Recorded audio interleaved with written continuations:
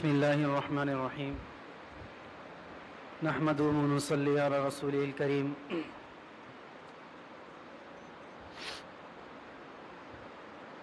عن نافع بن عبد الحارث رضی اللہ عنہ ما قال من سعادة المسلم المسكن الواسع والجار الصالح والمركب الهني او كما قال سیدنا رسول اللہ صلی اللہ علیہ وسلم. درود شریف پڑھ لیجیے.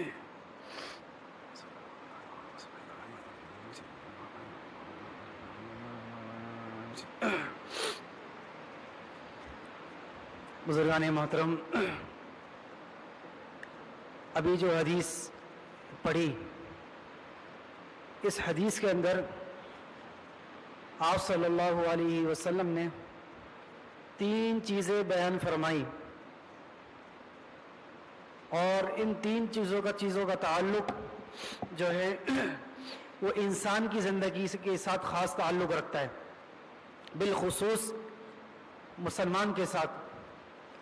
اسی لیے حدیث کے اندر آپ صلی اللہ علیہ وسلم نے بیان فرمایا، اس کے راوی حضرت نافع بن عبد الحارث رضی اللہ عنہ ہیں، فرماتے ہیں کہ نبی کریم صلی اللہ علیہ وسلم نے بیان فرمایا کہ مسلمان کے لیے سعادت اور خوش بختی کے حصے میں سے اور اللہ کی طرف سے جو نعمتیں ملی ہوئی ہے، ان میں سے بڑی نعمتوں میں سے تین نعمتیں ایسی ہیں جو انتہائی عظیم ہیں. فرمایا سب سے پہلی چیز کشادہ گھر، اور دوسری چیز فرمایا نیک پڑوسی، اور تیسری چیز فرمایا خوشگوار سواری.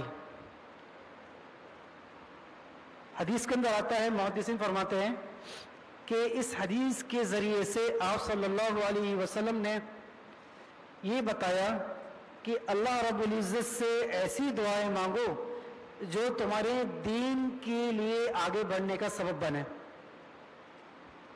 یہی وجہ ہے کہ آپ صلی اللہ علیہ وسلم سے وضو کے بعد، وضو کے درمیان میں جو دعا پڑھنا ثابت ہے وہ یہ ہے، اللہم اغفر لی ذنبی ووسع لی فی داری وبارک لی فی رزقی.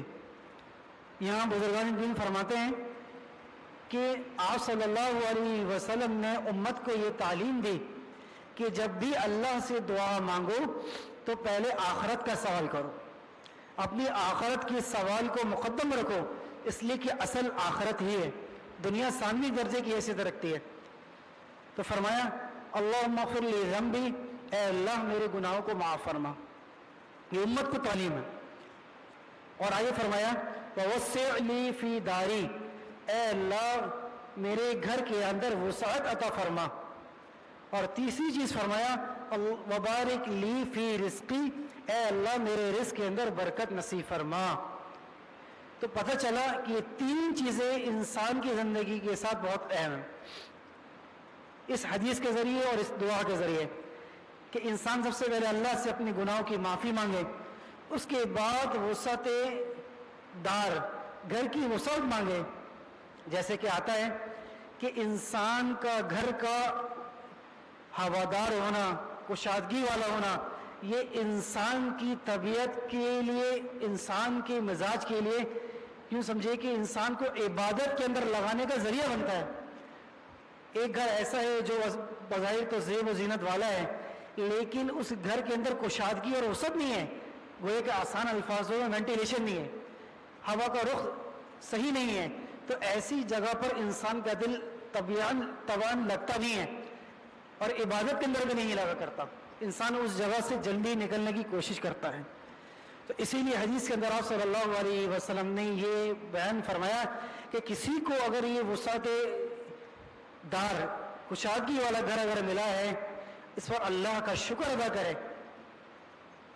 ایک خاتون تھی، وہ اللہ سے دعا کیا کرتی تھی، یا اللہ مجھے گھر عطا فرما دے، یا اللہ مجھے گھر عطا فرما دے، بے شک چھوٹا ہی عطا فرما دے. حالانکہ بزرگان دین فرماتے ہیں کہ اللہ سے جب دعا مانگو تو اللہ سے اپنے آپ کو دے کر دعا نہ مانگو، اللہ کو دے کر دعا مانگو. اللہ تو ہر چیز کو دینے پر قادر ہے. کنجوسی کے ساتھ دعا نہ مانگو. تو وہ دعا کیا کرتی تھی, یا اللہ مجھے چھوٹا ہی گھر دے دے لیکن دے دے. جب اللہ نے اسے گھر دے دیا اور انتہائی تنگی والا گھر تھا, اس کے بعد دعا کیا کرتی تھی, یا اللہ مجھے بڑا گھر دے دے, اس گھر سے مجھے فارغ کر دے. تو انسان اللہ سے جب دعا مانگے تو اس میں عافیت کا لفظ ضرور بولے. عافیت یہ بہت بڑی نعمت ہے. خیر, پہلی صفت کیا ہے اور پہلی چیز, پہلی نعمت کیا ہے؟ وہ ہے گھر کا کشادگی والا ہونا, جو کہ حدیث میں بھی بیان فرمایا. اور دوسری چیز ہے والجار الصالح, وہ ہے نیک پڑوسی. آج ہم تلاش کرتے ہیں کہ ہمیں کوئی نیک پڑوسی مل جائے, اچھا پڑوسی مل جائے. تو میرے محترم معذرت کے ساتھ, پہلے ہمیں خود اچھا پڑوسی بننا پڑے گا. پہلے ہمیں اچھا بننا پڑے گا, تب ہمیں اچھا پڑوسی ملے گا. ورنہ تو پھر یہی ہوگا کہ گھر کے آگے کچرا بھی مل رہا ہے, گھر کے آگے پانی بھی بہ رہا ہے, گھر کے آگے گاڑی بھی کھڑی ہوئی ہے. تو ہوتا یہ کہ انسان جب خود اپنے آپ کو اچھا بنا کر پیش کرے گا, اللہ اس کے لیے بھی غیب سے انتظام فرما دے گا. تو فرمایا آپ صلی اللہ علیہ وسلم نے کہ دوسری بڑی عظیم نعمت جو اللہ تعالیٰ مسلمان کو عطا کر دے وہ ہے نیک پڑوسی. حضرت عبداللہ ابن مبارک رحمہ اللہ بہت بڑے محدث گزرے ہیں. ان کے بارے میں آتا ہے کہ ان کے پڑوس میں ایک یہودی رہا کرتا تھا. جب اس پڑوسی نے اپنا گھر بیچنا چاہا تو لوگوں نے آ کر اس کی قیمت معلوم کی کہ ہمیں بیچ دو, ہم خریدتے, ایسے خریدار عام طور پر آیا کرتے ہیں. تو اس پڑوسی نے کہا کہ میرے گھر کی قیمت 2000 دینار ہے.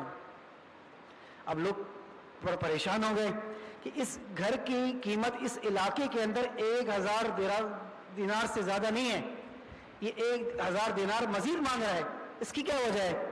تو اس یہودی کے الفاظ سنیے گا. اس یہودی نے کہا 1000 دینار تو میرے گھر کی قیمت ہے, اور 1000 دینار مزید جو مانگ رہا ہوں وہ میرے پڑوسی عبداللہ ابن مبارک کی قیمت ہے. اللہ نے مجھے ایسا پڑوسی, نیک پڑوسی عطا کیا ہے کہ اس پڑوسی کی قیمت کی میں قدر لگا کر اور اس کے عوض بھی میں آپ سے لے رہا ہوں. تو اللہ تعالیٰ واقعتاً ہمیں بھی ایسا پڑوسی بنا دے کہ ہر ایک کے کام آئے, ہر ایک کی خدمت کرنے والے ہو. تو فرمایا کہ دوسری صفت کیا ہے؟ وہ ہے نیک پڑوسی. اور آگے فرمایا والمرکب الحنی, کہ تیسری صفت, تیسری عظیم نعمت کیا ہے جو اللہ کسی مسلمان کو عطا کر دے, جسے آپ صلی اللہ علیہ وسلم نے عظیم نعمت بیان فرمایا, وہ ہے خوشگوار اور اچھی سواری. ایک تو ایک انسان کے پاس سواری ہے لیکن وہ سواری اسے تنگ کر رہی ہوتی ہے, آئے دن مکینک کے پاس لے کے جا رہی ہے, ایسا نہیں, بلکہ فرمایا کہ اچھی اور صحیح سواری یہ انسان کے لیے دین کی ترقی کا ذریعہ بنتی ہے, مسجد کے اندر سکون کے ساتھ, عافیت کے ساتھ جانے کا ذریعہ بنتی ہے. تو میرے محترم, یہ ساری نعمتیں وہ ہے جو اللہ تبارک و تعالی ہمیں دیے جا رہے ہیں اور ہم استعمال بھی کر رہے ہیں. تو ہم یہ دیکھیں ہم اللہ کا کتنا شکر ادا کر رہے ہیں. کسی کے ذہن میں یہ بات آ سکتی ہے کہ بھائی ہمارے پاس سواری بھی مل جاتی ہے, اچھے پڑوسی بھی مل جاتے ہیں, لیکن گھر کے لیے کوئی ایسے وسائل نہیں ہیں. تو اس کے لیے بھی بزرگان دین نے ایک نسخہ بیان فرمایا کہ جو شخص یہ چاہتا ہو کہ اللہ تبارک و تعالیٰ مجھے اپنا گھر عطا فرما دے دنیا کے اندر, وہ وضو کے درمیان میں جو دعا پڑھی جاتی ہے اس کا اہتمام کرے یقین کے ساتھ. تو بزرگان دین فرماتے ہیں اللہ تبارک و تعالیٰ اسے ضرور و ضرور اسے اپنا گھر عطا فرما دیں گے. اور وہ دعا کیا ہے؟ یہی دعا ہے اللہم اغفر لی ذنبی ووسع لی فی داری وبارک لی فی رزقی. اللہ تبارک و تعالی حقیقت میں ہمیں احادیث مبارکہ پر عمل کرنے کی صحیح طریقے سے توفیق نصیب فرمائے اور اپنا اور نبی علیہ الصلوۃ والسلام کی سچی محبت نصیب فرمائے. وآخر دعوانا الحمد للہ رب العالمین.